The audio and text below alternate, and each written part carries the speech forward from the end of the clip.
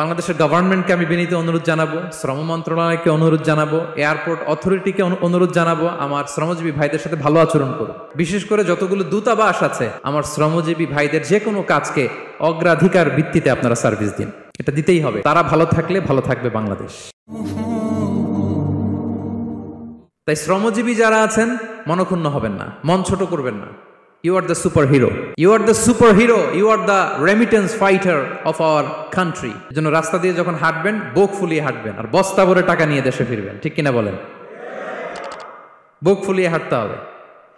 এজন্য আমি আমার প্রিয় মাতৃভূমি বাংলাদেশের গভর্নমেন্টকে অনুরোধ করব, আমাদের শ্রমজীবী ভাইদের যাতে সুবিধা হয় এই ব্যবস্থা আপনাদের করতে হবে। বিনীত অনুরোধ রাখবো।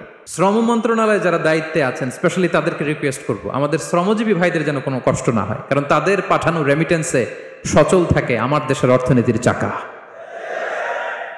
তারা ভালো থাকলে ভালো থাকবে বাংলাদেশ। Very simple. ঠিক কিনা বলেন?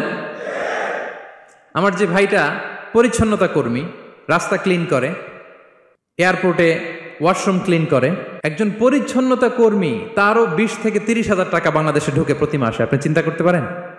হ্যাঁ, 6টা মাস যদি রেমিটেন্স বন্ধ হয়, শ্রীলঙ্কার চেয়েও খারাপ অবস্থায় বাংলাদেশে চলে যাবে। Just only 6 months. ভয়ঙ্কর অবস্থা হবে বাংলাদেশের। এটা আল্লাহর পক্ষ থেকে একটা স্পেশাল রাহমা, মার্সি এন্ড ব্লেসিংস, যা আমাদের রিজিকের তাগিদায় সারা বিশ্বে যে কাজ করতে হয়, আমরা কাজ করি আর দেশে টাকা পাঠাই, আর সচল থাকে আমার দেশের অর্থনীতির চাকা। আলহামদুলিল্লাহ পড়েন। সো বাংলাদেশের গভর্নমেন্টকে আমি বিনীত অনুরোধ জানাবো, শ্রম মন্ত্রণালয়কে অনুরোধ জানাবো, এয়ারপোর্ট অথরিটিকে অনুরোধ জানাবো, আমার শ্রমজীবী ভাইদের সাথে ভালো আচরণ করুন, তাদের সাথে কোঅপারেট করুন।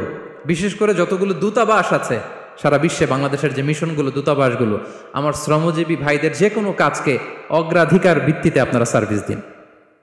এটা দিতেই হবে। ঠিক কিনা বলেন? তারা ভালো থাকলে ভালো থাকবে বাংলাদেশ।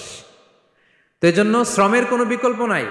নিজ হাতে উপার্জিত অর্থ, নিজ হাতে উপার্জিত কামাই, এটা শ্রেষ্ঠ কামাই। তো আলহামদুলিল্লাহ আজকের অডিয়েন্সের মধ্যে শ্রমজীবী ভাইয়েরা বেশি। আলহামদুলিল্লাহ পড়েন। এটা আমাদের সৌভাগ্য। এই যে বাংলাদেশে এখন চাকরি নাই, চাকরির বাজার মন্দা, মাস্টার্স পাশ করে বেকার টোটো কোম্পানির ম্যানেজার, এরকম আছে না নাই? তার বিপরীতে আল্লাহ তাআলা আপনাদেরকে মালয়েশিয়া নিয়ে আসছে। প্রতি মাসে আপনি টাকা পাঠান। আলহামদুলিল্লাহ। আপনি বাংলাদেশের যে উন্নয়ন, বাংলাদেশের যে ডেভেলপমেন্ট, এই যে স্মার্ট বাংলাদেশ বলে বলে মন্ত্রীরা মুখে ফেনা তুলে ফেলে, এটার গর্বিত অংশীদার আপনি। ঠিক কিনা বলেন? আপনি গর্বিত অংশীদার। You are the contributor. You are the real contributor. আপনার অবদানে বাংলাদেশ আজকে সচল। আলহামদুলিল্লাহ। সো মন ছোট করার কোনো সুযোগ নেই। Be a part of our vision. Do listen and share the khair.